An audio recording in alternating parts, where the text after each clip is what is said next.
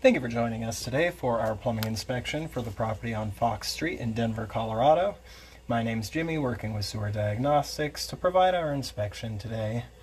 We are currently accessing the line through the 4-inch cleanout on the ABS plastic plumbing located in the crawl space. And due to the positioning of this access, we don't want to run any water during our inspection, as it could come spilling out of the end of the pipe. However, we did have the home inspector test his water throughout the bathrooms beforehand to verify if there are any holding water, low spots, or sags in our piping. With that being said, we've reached our city tap connection at about 79 feet. As we pull the camera back here, we'll see that joint connection is slightly offset, but does appear to be intact and holding water. Tap connection appears functional at time of inspection.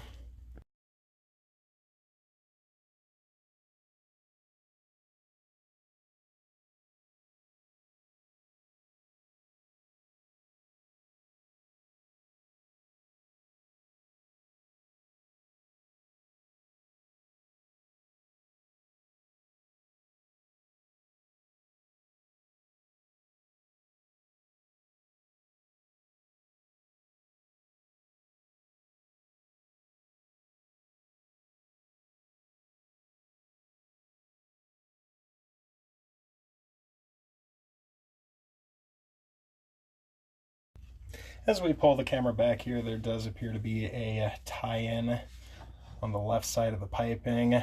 This may have been from the neighbor originally sharing a common line and a tap connection with our property. But usually these have been abandoned and a new line has been installed for that property to run independently.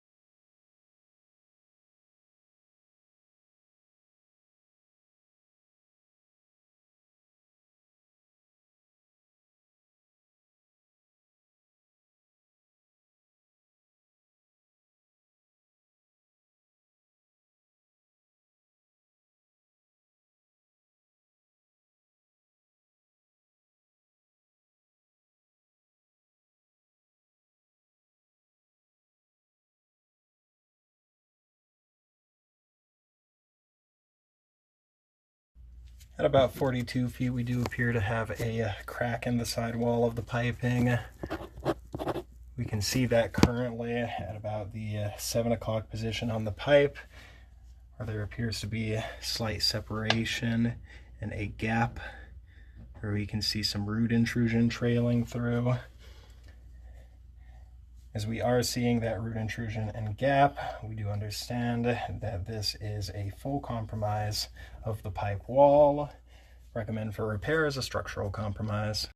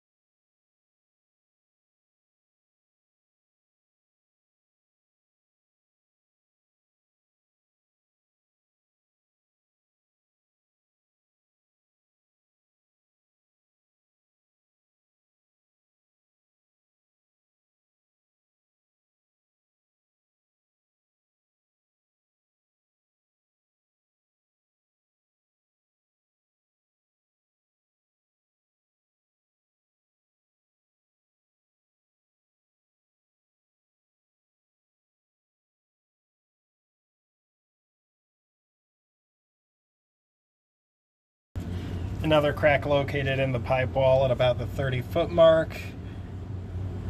You can see that at about the 5 o'clock position, running laterally down the side of the piping. Given we do see some separation where that black mark is, we'll recommend that for repair as a structural compromise as well.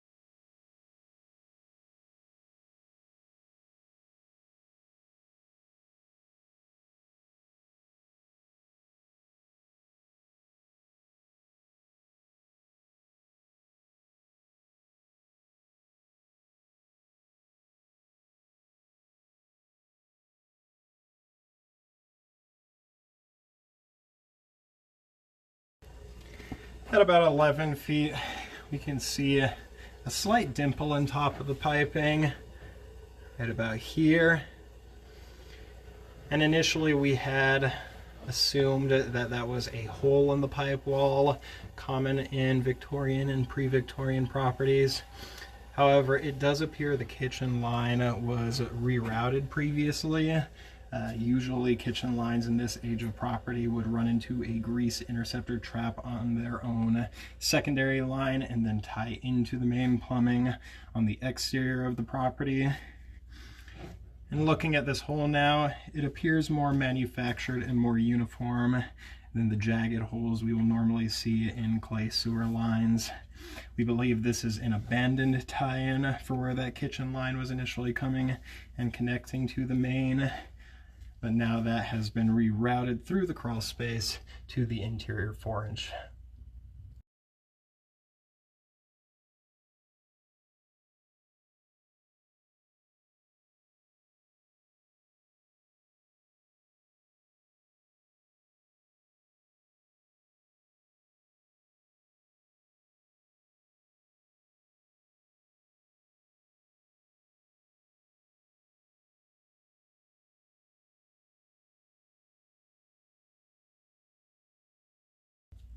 At about 5 feet, we transition from interior to exterior materials.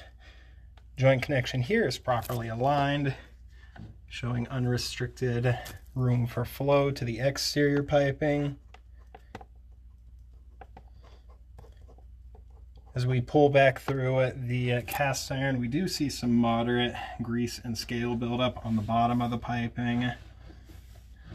This can restrict flow and trap debris, so we are going to recommend a blade cleaning along with those repairs in order to restore good pitch and grade and flow to the interior section of the line. In summary, as we pull our camera out of our access down in the crawl space here, we are going to recommend a blade cleaning to scrape out that cast iron plumbing, as well as a repair of the cracks at 30 and 42 feet to restore good integrity to the pipe wall. With that being said, lining the piping in that location may be an applicable means for repair due to the heavier landscaping in the backyard. Any sort of trenchless repair will have to be verified and approved with Denver wastewater. But if that is approved, it will be the least invasive, most efficient way to repair the piping out there. With that being said, that concludes our inspection of Fox Street in Denver today. Again, my name's Jimmy, working with Sewer Diagnostics.